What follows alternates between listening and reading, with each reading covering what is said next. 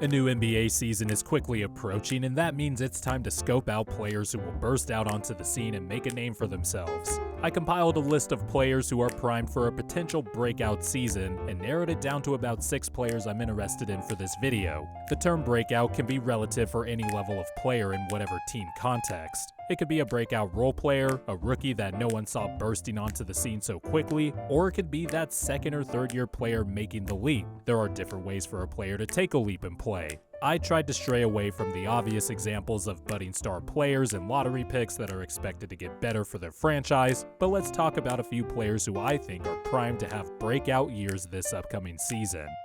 Staying on brand with mentioning my favorite team, I put Tyrese Maxiell on here. With the Ben Simmons saga still ongoing weeks away from training camp, which Simmons will reportedly plan on skipping or not according to a more recent report, I don't know. This is a great opportunity for second-year guard Tyrese Maxiell to establish himself for the starting point guard position on the Philadelphia 76ers. Maxiell started out the 2021 season very much like a rookie point guard, but showed flashes, and those flashes became much more consistent, especially over the last month and a half of the season. He had a big game in a crucial Game 6 on the road against Atlanta in the playoffs, which led to a Game 7 that shall not be mentioned, and with a year under his belt and a very impressive 2 showings in Summer League, look out for Maxiell to try and stake his claim as a heavy minutes rotation guy, and maybe a starter. In Maxiell, the Sixers have a guard for the first time in a long time, outside of a few months of Jimmy Butler, that can attack off the dribble and get to the bucket with relatively good pace and speed.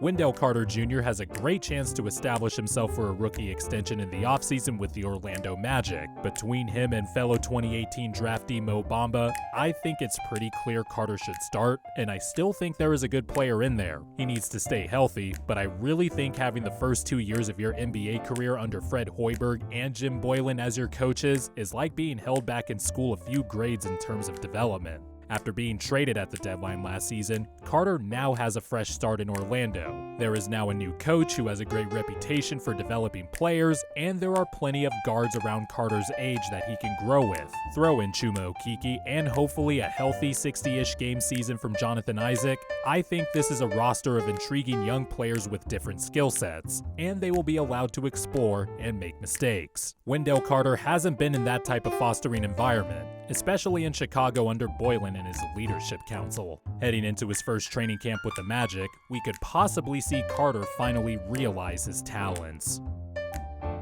I feel like OG Anunoby is bound to make another leap this year, but a leap that puts him at possibly a borderline all-star level. Anunoby made strides last year as an on-ball offensive player, especially after Norman Powell was traded to the Portland Trail Blazers. Anunoby's usage jumped by about 5% after that Powell trade, and he started attacking the rim more and veering away from being mostly a catch-and-shoot and cutting type of player. Anunoby has improved every single year of his career so far. He was pretty much a special defender and a good three-point shooter the minute he stepped into the league. But if Anunoby keeps reshaping what we think his potential is offensively, especially off the bounce, the Raptors have a flat-out star on their hands. And with the organization's history of developing players, this is absolutely within the realm of possibility. If that leap happens, the Raptors are going back to the playoffs in my opinion. Robert Williams is going to be the starting center for the Boston Celtics as he enters his 4th season, and look for his production to spike in his new role. Williams started putting his passing skills on display as he played the most minutes of his career last year, and of course we can't forget about his nuclear athleticism and the shot-blocking prowess. Williams had a string of starts in late March and April, and these were his numbers as a starter compared to his 39 games coming off the bench. His per 36 numbers each season have been off the charts as well, and he is now primed to realize some of these numbers in a full starting role.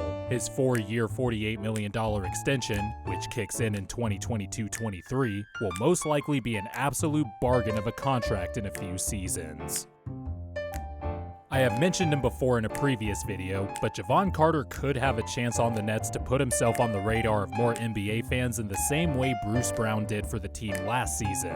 Carter's intensity on the defensive end from the guard spot alone should afford him some playing time that was left behind when Landry Shamet got traded. The question will be Carter's shooting. His average three-point percentage over the last 2 seasons is nearly 40%, but it's on low volume at 2.5 attempts per game. The good thing for Carter is that he has been a good corner three-point shooter the last 2 years, and I have a hunch that's where most of his shots are going to be coming from, playing off all that talent in Brooklyn. He is not a star or anything like that, but Carter could break out relative to his role, and he won't be a restricted free agent until 2023, which gives him enough time to prove that he can be an interesting wrinkle coming off the bench for the Nets.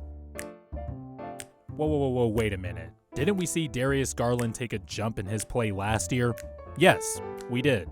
Garland was more accurate from 3, he improved finishing around the rim, and his playmaking took a jump as well. He developed quick chemistry with center Jarrett Allen and improved while sharing the backcourt with an equally improving guard in Colin Sexton.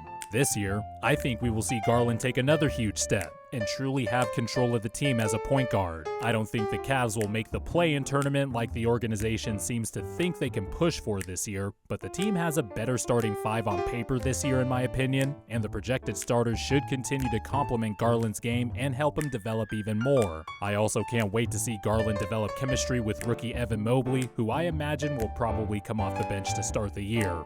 Even though Garland got ultimately bumped from Team USA once the NBA Finals ended, I also think the experience will help him going into this year, and he'll solidify himself in the minds of the broader NBA fan base as one of the more dynamic young point guards in the league.